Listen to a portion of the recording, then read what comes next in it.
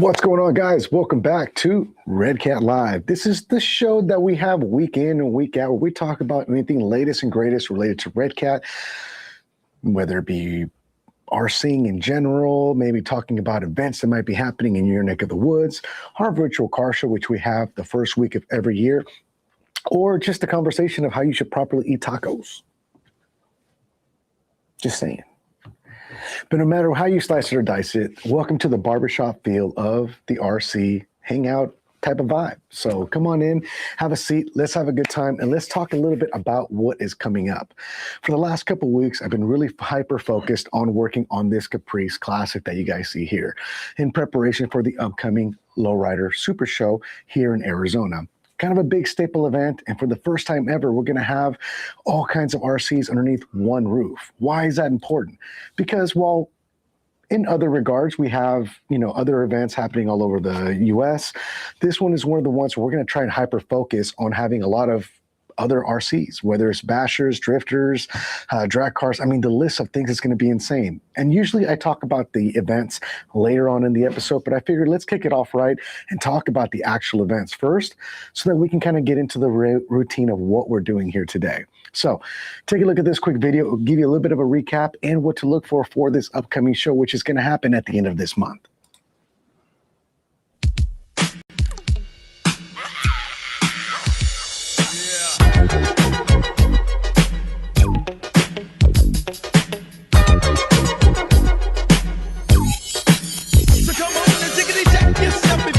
Yourself.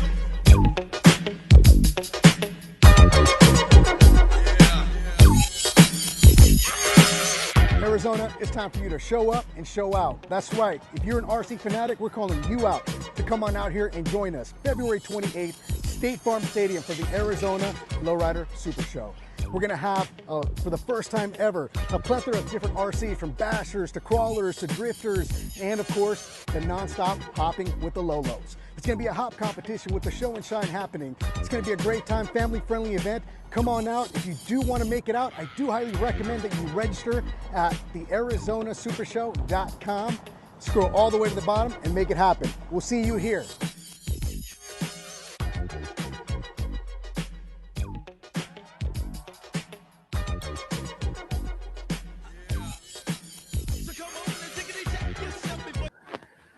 So first and foremost, big shout out to Skunks Hobbies, who's going to be out there representing. He's going to have a booth out there. Big, huge shout out to Cory. He's going to be setting up his entire scale town, and it's going to be pretty robust. They have a lot of great things planned for a lot of you folks out there, from car shows to, let's take a look at the list really quick just to have it up here. You're going to have first, second place winnings for best of show, best paint, best car. There's going to be a car hop as well. An RC scale town set up. There's going to be AZ RC cruise, Boulevard cruise, an RC drift pit. That's fun, right? To add to the mix as well. Tough truck competition.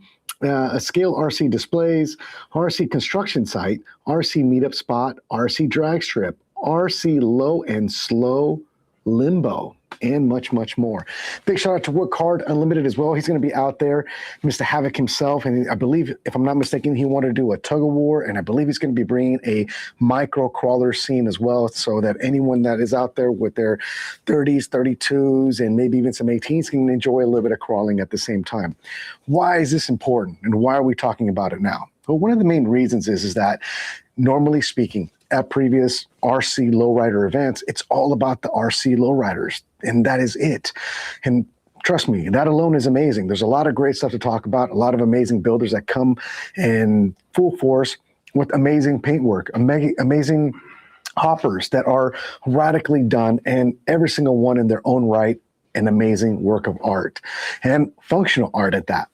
But at this event, the guys like Cory and the rest of the team with Robert Campbell and Skunks Hobbies and Joe Havoc and anyone else involved, Block Boys, I believe Delegation might make an appearance out there as well. But every single person that is involved in this event that is actually on the forefront creating it really wanted to make it about an all-inclusive RC event. And I think that's kind of wild and amazing at the same time, because for the first time ever, in that footprint, we're going to have crawlers, bashers, and anything in between. So if you are anywhere near Arizona on the 28th of February, we cordially invite you to come on out, hang out with us, and have a good time. Redcat will have a booth out there. We will have some vehicles for sale as well. Maybe some limited or unlimited things that may not make it to the table. I don't know. But no matter what, we'll be there in full force. I'll be out there with my camera taking pictures, candid photos of people having a good time. And if you have a nice enough car, you will allow me to shoot photos of you with it, then let's do it as well. Which is why it brings me to the reason why this car is here right now. Listen, there's a lot of amazing folks out there that build some pretty awesome, exquisitely built cars, and by no means can I feel like I could ever compare as far as a painter and or a builder to that degree. I'm prideful in my scale builds, especially when it comes to the crawler scene, but I decided to kind of make something I can maybe just cruise around, maybe play some tunes, and enjoy the vibe throughout the day. This is the first time that Redcat's not going to be on the floor at this event, but we're going to be outdoors with all of you, enjoying the vibe and enjoying the scene. And I feel like that's exactly where we need to be. Not inside where all the mayhem and craziness is happening with an abundance amount of people, but with you guys, our community members, our family members, having a good time and enjoying the vibe and enjoying music and enjoying RCs the way we all should be. So if you are anywhere out there, come on out. Let's have a good time. Let's make it all about the smiles. There's going to be kids out there that are going to be out there doing car hops. We want to cheer them on. We want to be their biggest, loudest advocates and making sure that we set the tone for a positive experience for everyone involved. So let's get into the comments really quick. I want to make sure I didn't miss anyone. We got East Coast RC. What's going on? Which I appreciate you so much. We got GG Plays in the house. We got Mr. Jacob Eckride out of Indiana, man, holding it down. Vince Vargas. What's going on with you, man? Represent San Jose, California. We got the one and only, the GOAT himself, Mr. Armando Flores and Masterpieces. ¿Cómo estás, mano? We got John Miller as well hanging out with us from Colorado River, Arizona. Thank you so much, man. We appreciate you as always. And of course, East Coast, Star Seas. Like, I love tacos. I love tacos too. Let's go get some. Jacob Edgar wants to know, any word on the nuclear stuff? Listen, I'm still advocating for it. It feels like it may never happen at this point, but I mean, if we don't stop talking about it, then maybe one day we might be able to see it, you know? We got Mr. Daniel McGo here representing as well. Thank you so much for hanging out with us. We got Mr. Craig Webb. What up with you, man? He says, I got you in my earbuds as I'm playing in the Frozen with my Ascent Fusion. Okay, man, hold it down, bro. Enjoy that Fusion out there, bro. Setting the trails ablaze. You might melt some ice, though, just saying. Mitch Miller has a question. Says, what is up with the 59? Are they back in production? No, they're not back in production, and I don't feel like they're probably going to be in production, if anytime soon. Let's see here. Michelangelo Barajas, what's going on with you, man? Represent Team Yonkes and Lights by Migs watching, and he'll be out at the show as well. We got Mr. Kevin Law saying what's up to everyone. We got Mr. Mainly RC. Hopefully I said that right. Sometimes I read really fast, and I don't have my spectacles on. So you have to excuse me. Let's see. Rich says, oh man, what did I do? I sold my Monty and 59 a week ago. 3 days ago, I bought a 64. You are in what I like to call the vortex of the RC lowrider scene, where you're like, let's get rid of it. I shouldn't have gotten rid of it. Maybe it's time to get something new and start building something fresh. So congratulations and welcome back again. But thank you so much for the comment, man. We appreciate you, bro. Keith, man, appreciate you. Appreciate you as always, man. We got Campo Sammy. What's going on with you, man? Saying what's up to Stephen V. Lopez, Mr. Seven Sins. I love it, man. I love it. Jonas, what's going on with you? Living out in the Big Island, man. Mahalo, brother. Thank you for hanging out with us. We got Addicted to RC here as well, holding it down. Rich says, I need the Caprice. Someone needs to 3D print some spinners for the 26ers. There's actually a lot of folks that are printing a lot of cool stuff for them. Haven't been able to get my hands on anything. So the wheels that I have on here are the stock 26s, just modified to make them look this way. They are a little bit weak after removing some structural integrity out of them, but I think they look cool. Mainly RC, what's up, man? Appreciate you, man. Living the RC dream here. I love it, man. As you should, always, right? Let's see. Jack, what's going on, son? He says, still snowy, flat here in Ohio. No place to run my Redcat crawlers. Dude, we need to get you out to some nice areas to be able to crawl. Or maybe it's a fun time to maybe build your own course in the backyard. No shame in that, you know. It just takes a couple tonnage of rock, dirt. I don't know. When I used to do the RC, the ASD crawler events with my brothers, we would make this awesome bridge course that we would make bridges and rope bridges and teeter-totters all in the trees. And they would go, you know, probably like maybe a grand total of 100 yards back and forth. And it was awesome. People enjoyed it. You know, they spent a lot of time in there, and it was really challenging in different ways. Kind of a cool idea. Maybe something you can do out there, Jack. I don't know. Food for thought, you know. East Coast RC, where can I buy a body like that? So this is actually the Caprice Classic, and we do sell it.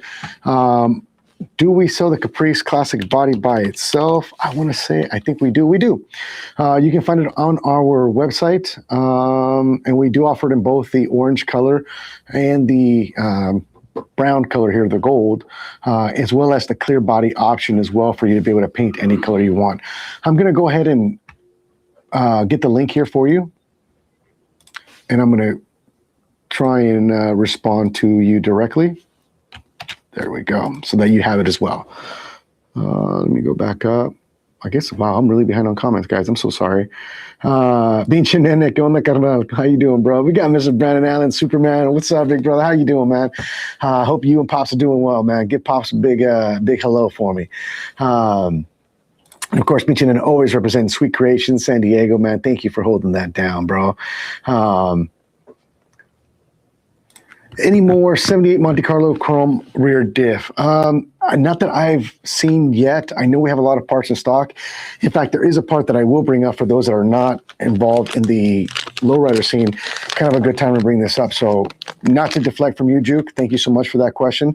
I know that we have them in black. I don't know when we'll get the chrome ones, but we are waiting for a lot of things to arrive. Just make sure that you go to the notify me option on the website for the part, and we'll let you know as soon as they arrive. Also, maybe a good opportunity to check out some of your local hobby shops. I know a lot of them here on the West Coast usually carry those parts. Pretty popular. They usually buy out a lot of our inventory because they're so popular to have. But changing gears just a quick second, guys. I'm gonna take a little quick break from the RC lowrider stuff because I want to tell you guys that we now have in stock the inner portal boxes for the Ascents. I went ahead and linked let me see here. I went ahead and linked the actual parts themselves on the website. There we go. And these are brass inner portal housings for the Ascent 18 platform. Link for these are in the description of the video for you guys to be able to order them. We don't have a picture just yet uploaded for them officially, but we should have that available here in the next day or so. So keep an eye out for that. Again, the inner portal boxes for the Ascent 18 platform are now available on our website, and I believe they retail for about $36. So keep that in mind, guys. I know we've had quite a bit of people asking about that as well. Let's see him go back to comments here. Juan Antonio, what's going on with you, man? Appreciate you, bro. Rob Schnook. So these are the Spoke 26ers. And what we ended up doing, if you go and watch last week's episode, we actually went ahead and removed a set of the spokes out of them. Let me see if I can take these back out and show you. So ideally, these are the face of the spoke themselves. Let me actually change cameras. Here we go. So last week I showed you guys how to turn these wheels into what you see on the car right now. So this is the way the wheel looks now. And you can go with the bigger, deeper offset as well. I just put the screws on the outside face, but ideally these were like that, matched with the back as well, and it made the actual spoked wheels that you guys see here and know. So I just went ahead and modified them. If you want to take a look at that, like I said, I did make a video of me doing them on last week's show. So then you can kind of get, there we go, that look right there. Let me put this back on. Well, actually, no, I got to take that off anyway, so we'll leave that off for now. But I hope I answered your questions. Some folks actually end up using the combination of gold and chrome together. So, you know, just food for thought for future reference. Cory Clark, what's going on with you, man? Any update with the RDS chassis? None that I've been told, Demiri, but if anything does ever happen, I'll be happy to let you know. Nothing that has come across, you know, my table and my chair at this time for updates on the RDS. So, Madrigas Custom Turntables is here as well. Thank you for hanging out with us. Let me see. Rich, man, appreciate that. I'm going to scroll a little bit forward, guys. I'm just checking to see if there's any actual questions. I just want to be able to get to what we were going to do here today. Let's see. All right. So with that said, let me hide this. So what we're going to do here on today's show is I want to bring you guys up to date on what I've done to the actual car itself. So up until this point, and I just thought about it to show you guys what I did. I need to put the wheel back on, even though I'm going to take it up back off here in a second. So one of the things that I did is I wanted to create a car that I can, you know, just kind of cruise around this or Saturday at the Lowrider Super Show in Arizona, the 28th. And I didn't want to do my traditional, you know, lowrider kind of vibe. I wanted to do something a little bit different. So I went ahead and I started with one of my media cars, which is the Caprice Classic. And I've seen a lot of folks do some crazy things with them. And I decided, you know what? I want to do my own thing. I actually like the color a lot. And I didn't want to paint the whole new body. So I decided to go ahead and stick with something that was already mounted on the car, but I wanted it to sit a little bit different. So we went ahead and modified the 26ers, and I went ahead and mounted them on the vehicle itself. We did go with a little bit wider stagger look in the rear, which you guys can see there. And we did end up putting a Monte Carlo rear axle on it as well, right, which we did last week. We removed the standard LRH 285 axle out of the Impala, the 64, 63, 65, and the Caprice, and we ended up putting on a Monte Carlo rear axle so that we can narrow it to fit the wheels on the car. Now, with that said, one of the main reasons I decided to do that to this car was because of the main reason that there's some folks out there that are working on some pretty sick wheels in this size. So shout out to Robert Campbell, Skunks Hobbies. He's working on an aluminum set of wheels. I believe there was something I saw from the RC Hop Shop. Looks like he's working on some wheels. He put a little sneak video last week. So like, I'm excited to see that there's going to be stuff being done for these wheels in the future. So I decided that although these are on here right now, the flavor is, or the main mentality is to go forward with it and modify it knowing that I'm going to do that. So there were some things that I had to do to obviously make the 26ers fit. One of the things that I ended up doing was the fact that I did end up putting the Monte Carlo rear axle in the rear to narrow the rear and to actually fit the wheels and actually get them to tuck as well. Nicholas, I says he also makes custom wheels. So there you go, Nicholas. Thank you so much for letting us know. Do you make full wheels or just inserts? I know the ones that Skunks Hobbies are making, he's actually making full aluminum barrels. So these barrels that you guys see here, he's going to be making these in aluminum with a real big deep dish. So you'll be able to polish them up and or paint them to your liking as well. So, but Nicholas, thank you for letting us know. Guys, anyone that's on Facebook, check out Nicholas Hallett. It's Hallett. If you have a page, Nicholas, let us know in the comments.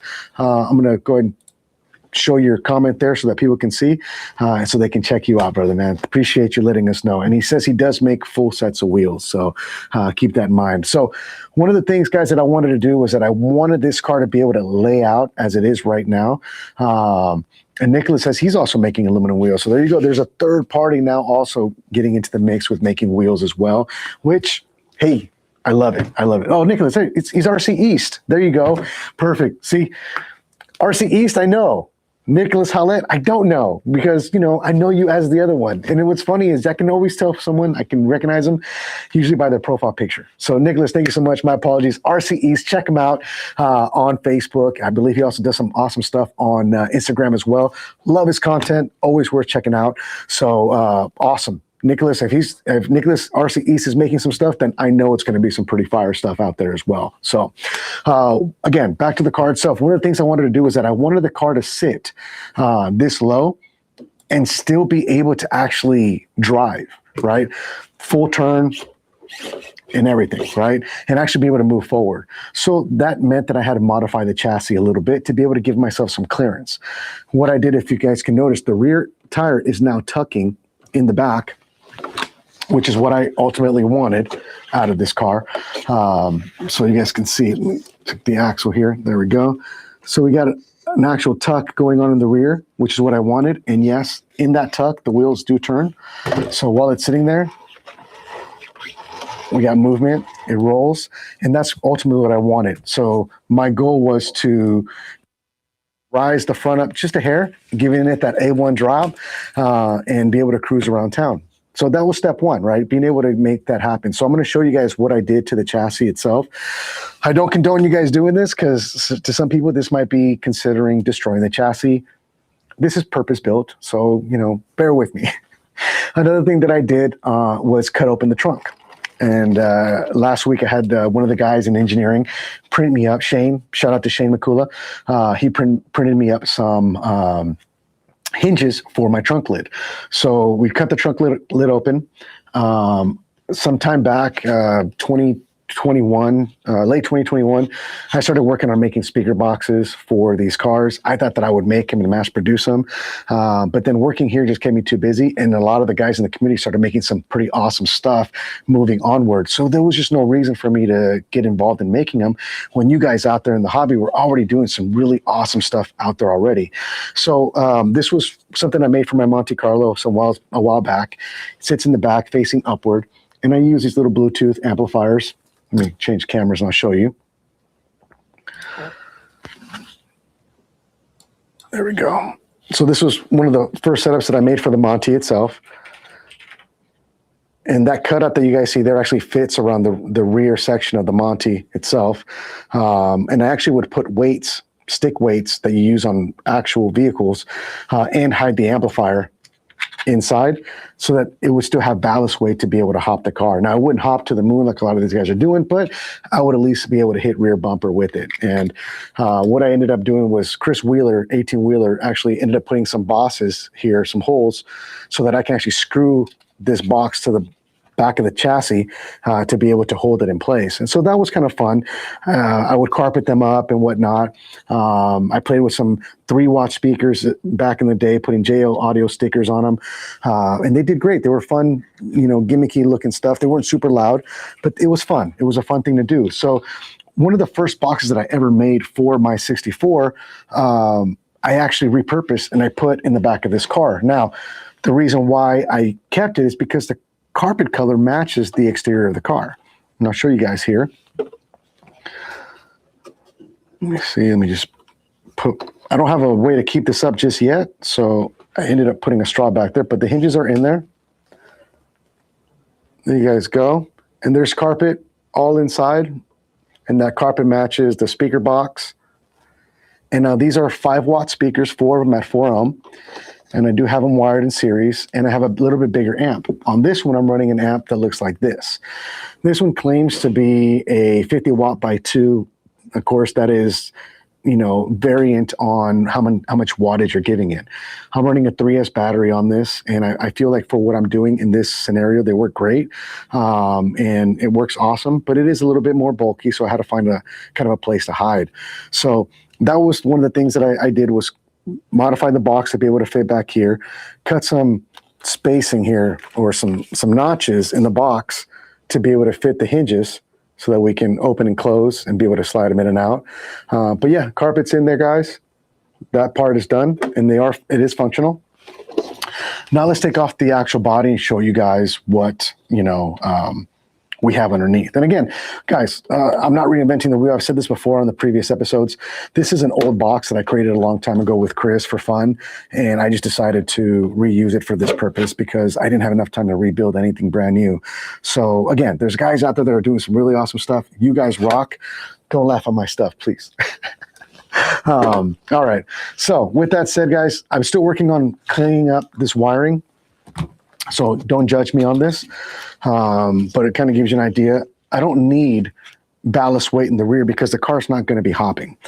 My goal is to put more weight in the front, primarily to be able to make the car steer a little bit better, right? I'm going to be using a 1800 3S pack from Gens Ace. Fits nicely right here, which we'll go ahead and Velcro in place. I'm going to use a Y to be able to plug in my actual speaker system, which goes to my amp right here. And then I have obviously removed the Hexfly ESC. Now, nothing wrong with this ESC, guys. If you want to run LiPo, there are these tabs right. Let me see if I can get it right. There are these tabs right here that you have to move over and manipulate them to let the ESC know, the electronic speed control know, that you actually are running a LiPo battery instead of the nickel metal hydride battery. So we went ahead and removed this. Why did I remove it? Nothing wrong with it. It works well. But if you know these cars, you know that this motor likes to hum a lot at low speed. So I went ahead and threw a quick run 1080 ESC on there to be able to give myself a little bit more output, changing the BEC output to 7.4 volts, I believe, if I'm not mistaken. So that kind of allows my servos to kind of move a little bit easier. They're not starving for power or anything, and it makes this motor really quiet. Let me see if I can grab the remote, and I'll show you what I mean. A lot of folks don't know this or not, but anytime that you buy a ready-to-run vehicle, a lot of the electronics are mass-produced, and in order to save money in any way, shape, or form, you don't always get the full top-of-the-line stuff. And I believe this one would be considered like a 1040, maybe. A 1080 works a lot better. It's smaller, it's waterproof, and it's going to work better. And it can handle 3S, with no issue. So we're going to plug it in, turn the power on, turn the car on itself. Now, normally speaking, on a car like this, when you were to move the car forward, you would get this sound, and that humming sound is just atrocious, right? It makes my dogs go crazy and whatnot in the house. It's just a pain. So just be able to wire this in, give it, a little bit more juice. It's cleaner power, I feel, distributed to the motor. It's now running. I'm wearing a microphone on my chest here, and there's no hum from the actual motor. The only thing you're hearing is the actual gears themselves moving. So again, good idea if you guys want something that's a little bit quieter. Very inexpensive change swap. Electronic speed control like this from Hobby Wing is going to cost you, I know, somewhere between like 35 and 40 bucks. I feel like it's just very much worth the buck. And again, all of this wiring, I'm going to end up cleaning up, covering up really nice and tidying everything up. Going to the speaker system itself, we're going to plug that in now. And let me see if I can find some non-copyright music. Let's see here. What do we call that? Non-copyright music? Non-copyright music. It's got like another word for it. But, non-copyright music for YouTube. Let's see what we have here. So we're going to turn the amp on. It is on now. Let's see what we have here. Okay, got some chill stuff.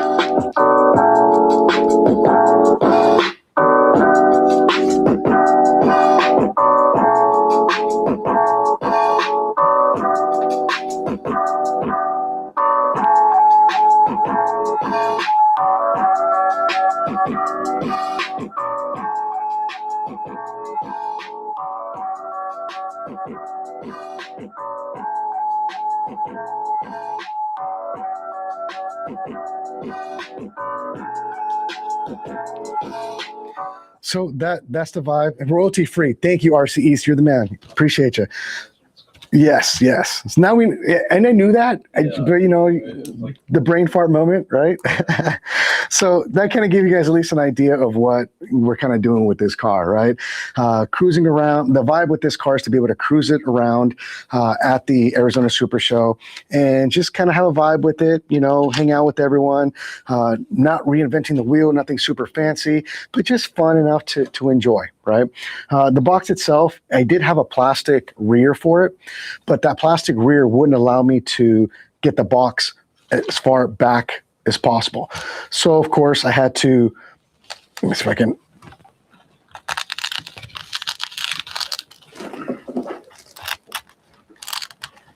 there we go. I put a little Velcro there.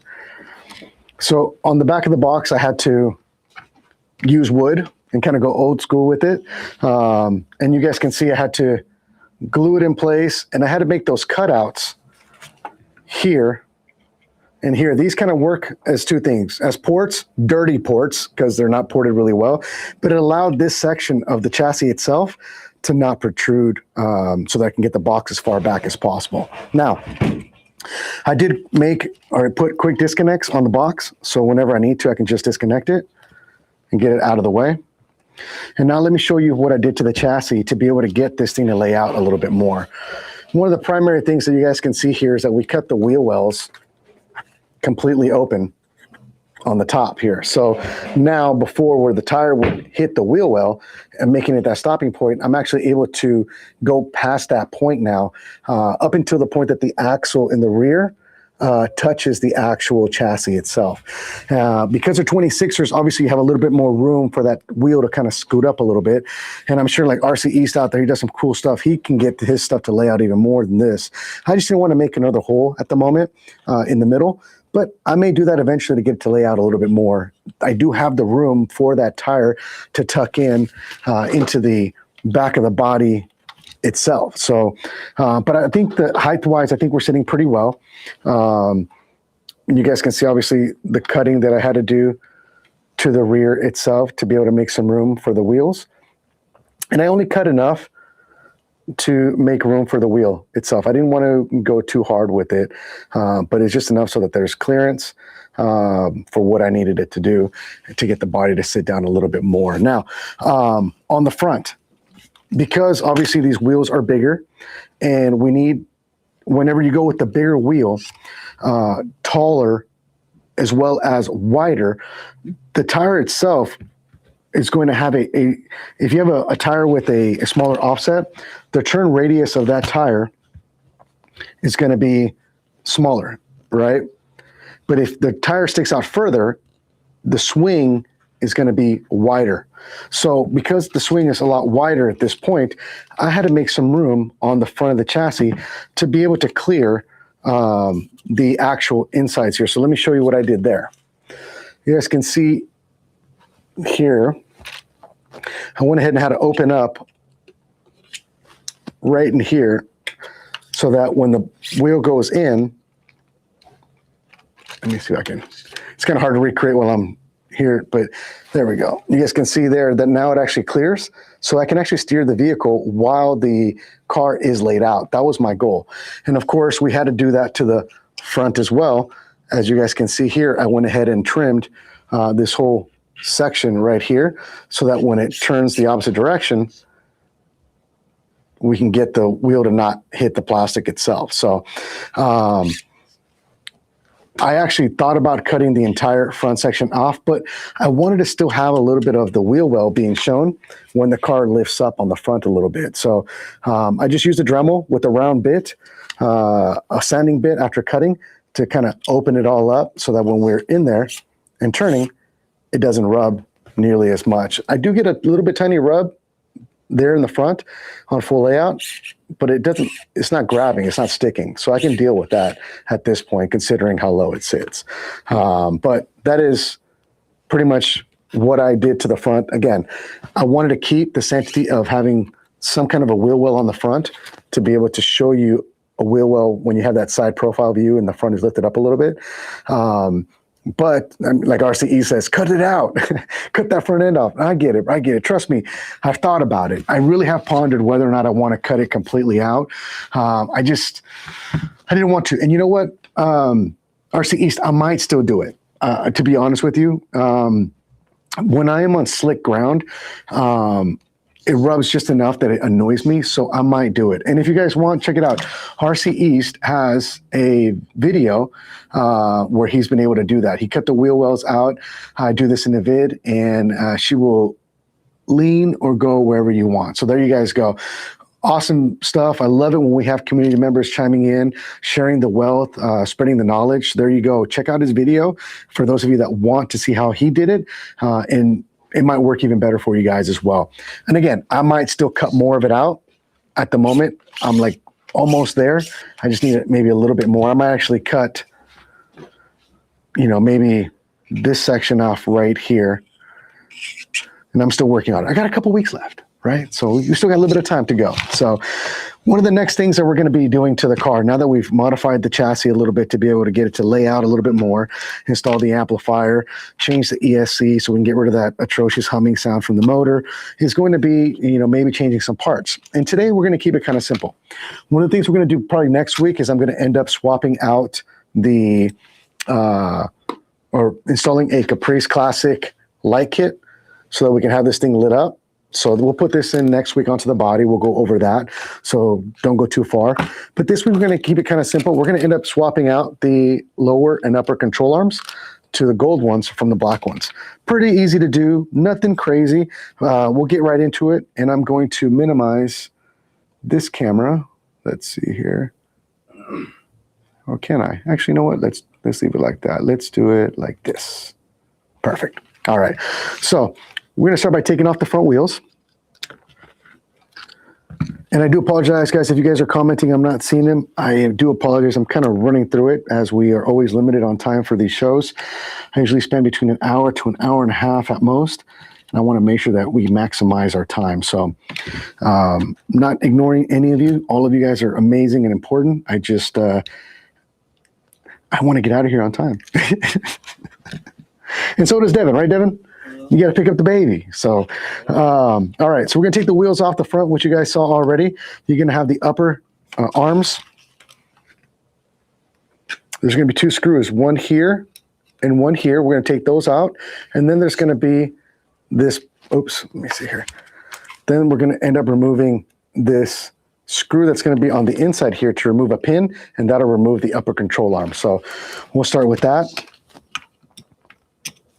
You're going to end up using a 2mm driver. I'm using MIP tools. I did list them in the description of this video for your use as well. So this one should, the top one should be easy. I'm going to say 3 screws and you got it out. The hardest part is going to probably be getting the rear screw out.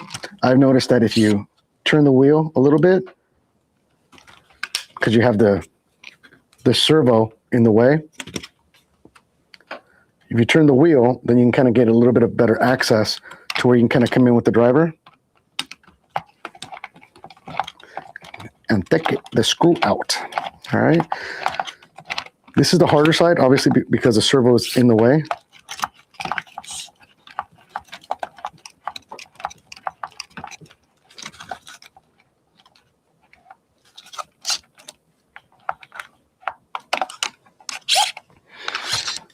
Let's see here.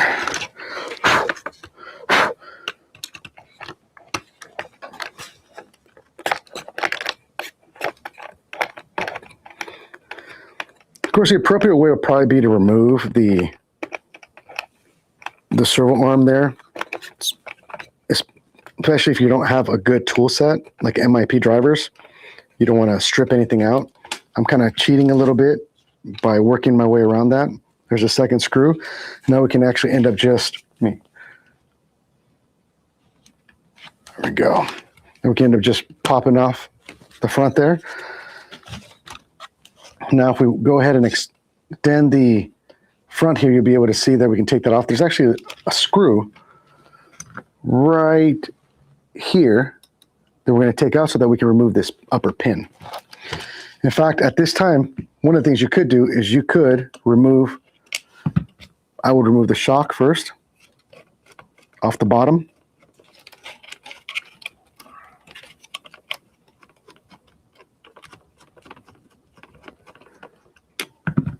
We'll take that screw out And we're only going to do one side right now, guys, and we'll get to for movie magic, and then to show you guys how to do it. So once we remove the shock, you kind of see this moving up and down freely. We're going to take off the lower arm. You got one screw, just like the top one, that you're going to remove right there. And then you have one in the rear as well. The same thing for the rear. If you end up turning the steering wheel or the wheel, you'll be able to access the lower screw, which you guys can see. And I do apologize, guys. I'm trying to make it so that I can show you what I'm talking about here. You can have another screw right there. So we're going to go ahead and take that one off.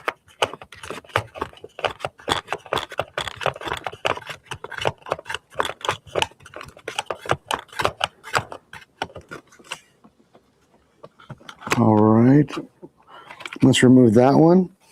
Now we can actually remove the top and bottom.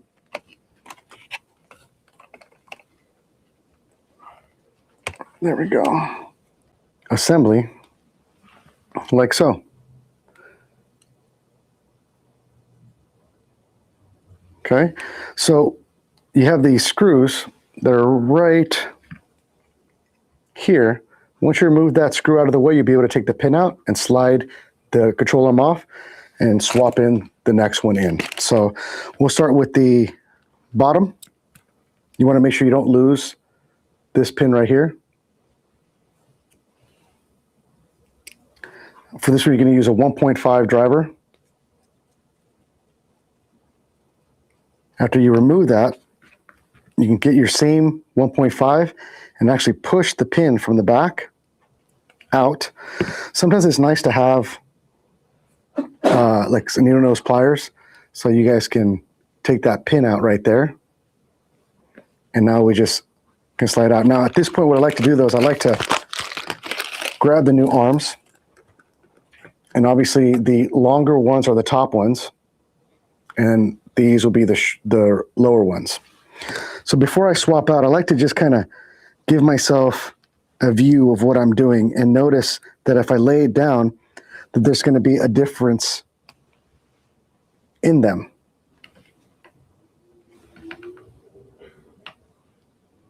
You guys can see that. Let me see. There we go. So that tells me I'm holding the wrong one. So I go and grab the right one to match the way those two look. So at this point, I can slide off the lower one, slide on the new one, slide the pin back in to the hole. And remember, because these are actually chromed plastic, the fitment can be a little bit tight at first. See if I can work this in here. You know, Devin, you know what we haven't done lately, Dev? We haven't had any food stats. Mm-hmm. Have you heard any new food stats? He's put me on the spot. Food stats.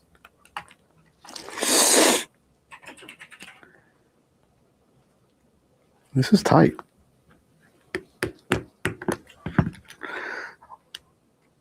Let me see here.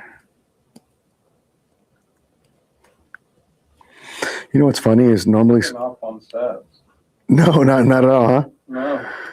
So normally speaking, you should be able to just get this one right in, but I am having a little bit of trouble, and I don't have anything hard to push against. Sometimes I like to grab something hard like the table to be able to slide that pin in. Oh, there we go. Perfect. Once that pin is in, you can use the same screw that is the retainer for that pin.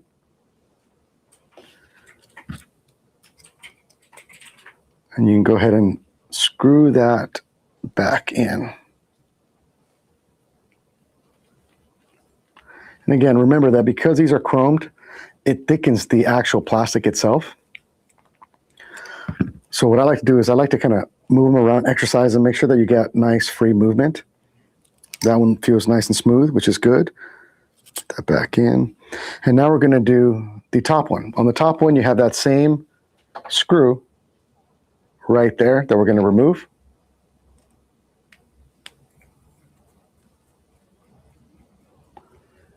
Once you remove it, you take that same driver, and from the back, because the hole is smaller there, you're going to go ahead and just poke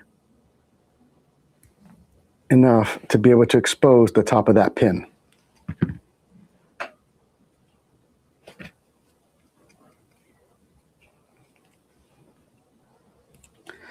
Once you have that pin out, we can go ahead and, again, grab your arms here, your upper arms. I just kind of like to give myself a nice visual. I do believe the two fronts are the same. They do look the same, so we're good there. It's actually been a while since I've swapped a set of these. Once you go ahead and put the top ones on, you're going to go ahead and, like before, slide the pin all the way in. The top, this one came in pretty smooth. And then we're going to put that retainer screw back in place.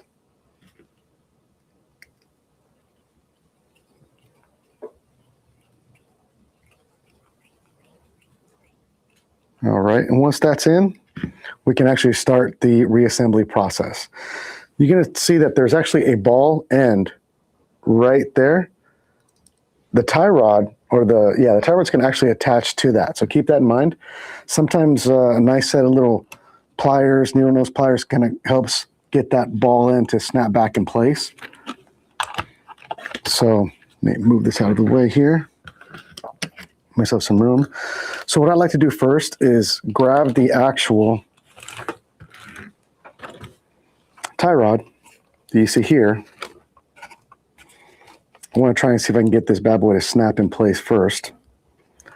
These are always kind of the harder ones. Again, with the set of pliers, and of course I didn't bring all my tools in today. There we go. Was able to snap it in place. And then we can make sure the shock is in the middle there. And it's kind of like a wishbone kind of a vibe here. We can begin the reassembly process. We're going to put the bottom screws in first.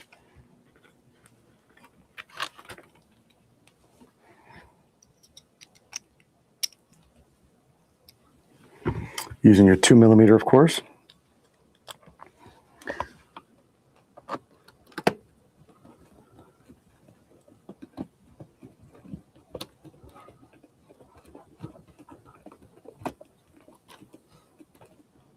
And I don't like to over tighten these guys, so I go all the way into the snug, and then I give it like a quarter turn off, back up, to make sure that you have nice free movement.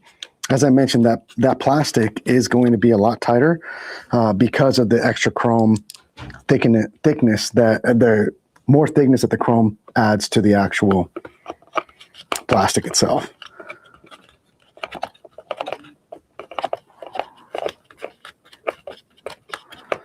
I'm going to put on the back lower screw to the lower control arm.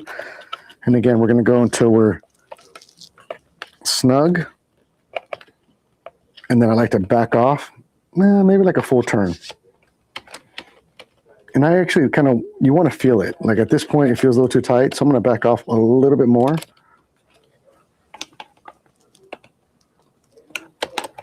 That's better. All right. Now we're going to go ahead and put the upper control arm screws in. Make sure you line it up.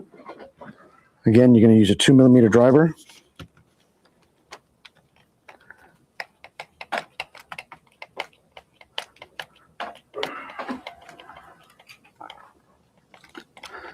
All the way in, back it up. Good. I'm going to put the rear one on. Of course, this one's by the servo, this is always the most difficult one.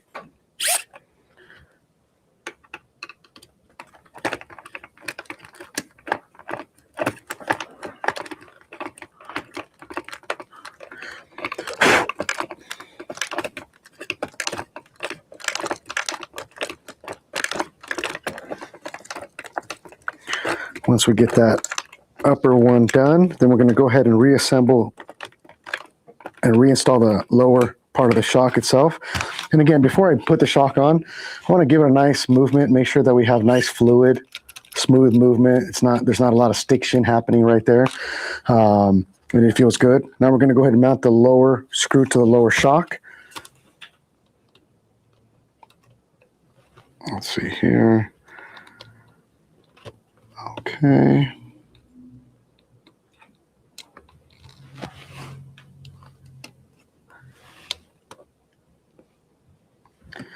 This again is a 1.5 millimeter on the lower screw.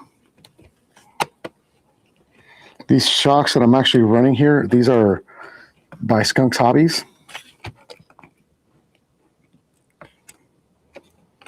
All right, got nice good movement.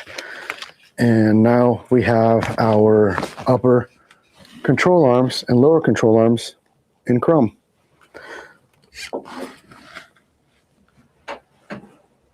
There you guys go. Compared to the other side.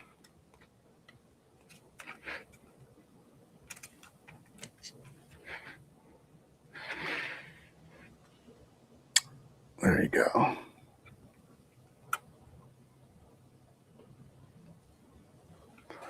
And that's the other side. You obviously get to do the opposite side.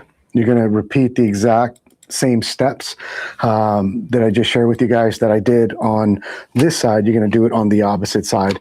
And it's that simple to do those arms. So if you guys, and again, a lot of you guys out there that are in the RC world, this is like the easiest thing to do for a lot of you guys. And the whole goal behind doing these little kind of removal and installation of parts is to get the person that maybe is new in the hobby, that hasn't had a lot of experience with building and working on their RC car. Shoot, a lot of our customers that buy our cars sometimes hit us up and let us know that they didn't even know that you can replace parts on these cars.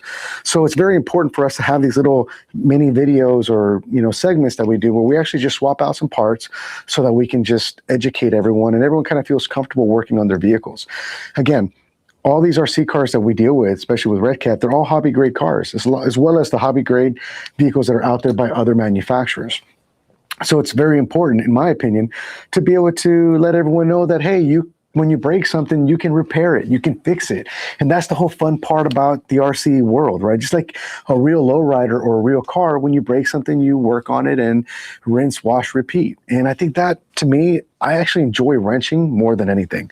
I enjoy being able to just sit down in front of my TV, set a little table up, and just build something and work on things and just geek out. And I feel like it helps my mental game immensely to just check out from the world and just indulge in just doing something that doesn't involve being on social media, and just watch a movie or something. Maybe feel nostalgic, you know, and watch something I haven't seen in a long time, or maybe watch a new movie, so to speak. But I hope that today's show at least gets you eager to maybe do something cool and different to your vehicle. You don't always have to go over the top like a lot of these guys do, but maybe just the subtle changes is all you want to do, a little touches. And this was what this build series is all about, doing the bare minimum with getting the most maximum out of it, so to speak. So I hope that if you know, you commented, I didn't get a chance to say anything, I do apologize. I appreciate all of you for hanging out with us today. There are two more things I want to bring up to your attention. If you did not know, Blvd Serge is going to be hosting some events coming up. He's going to be hanging out at the where is it? The Frank's Custom Hydraulics Super Hop and Car Show, which is going to begin, I believe, or actually it happened already. Oh, no, sorry. February 20th, 21st, and 22nd. It's going to be a 3-day event. It's going to be, the first day is going to be a hop, obviously from 8 to 12 p.m., 8 p.m. to midnight. The second day is going to be a kind of another hop with the mini car show, 3 p.m. to 12 a.m. And then day 3, Sunday, will be a full day car show from 10 a.m. to 7 p.m. This is going to go down at 1501 West Bell Road in Phoenix. If you want more information, reach out to Frank's Custom Hydraulics on Instagram, or hit up Blvd Serge for any information about the Blvd scene that he's going to set up for all of the RC lowrider scenes that are going, RC lowrider cars that are going to be out there on display. Another thing that's going to be going on a couple weeks later, and I'm actually super excited about this because I'm going to have some art on display. So is my counterpart, and one of my tattoo artists is going to have his own booth there as well. It's going to be at the Arizona Invitational, Tattoo Expo. This event is going to go down. It's the 8th annual Tattoo Expo, and it's going to happen at the Renaissance Hotel at the Westgate, Glendale, Arizona. It is $20 per day, and I believe $40 for the entire weekend. There's also going to be a car show that's going to be exhibited throughout the entire weekend. So I believe Saturday and Sunday, full car show action. Boulevard Sergio will be out there as well. Like I mentioned, setting up a little mini scene as well for your lowriders. So come on out, support. Whether you are into tattoos, body art, or piercings, or maybe you're just into the car show scene. There's something I think for everyone to be able to enjoy with food vendors as well. And this is going to go down March 20th through the 22nd. Big shout out to High Class for being one of the main exhibitor. And they're going to have an exhibition hop going on there as well. I'll try and get a little bit more details about which day and time that's going to go down. Let's see. All right, guys. Well, I appreciate you guys so very much for hanging out with us here on this episode. Come on back next week, same time, same channel, as we kind of indulge on installing the light kit on the Caprice itself, and we'll go over how to do that and how to wire that all up, and we'll be able to hopefully wrap up this build in time for the Arizona Super Show, which is just 3 weeks away. We hope that you guys found something that you guys could take away from the show. Thank you all for just being a part of the community, commenting, and enjoying the vibe. We hope to see you guys here next week. Y'all stay safe, stay blessed, and as always, please keep it humble.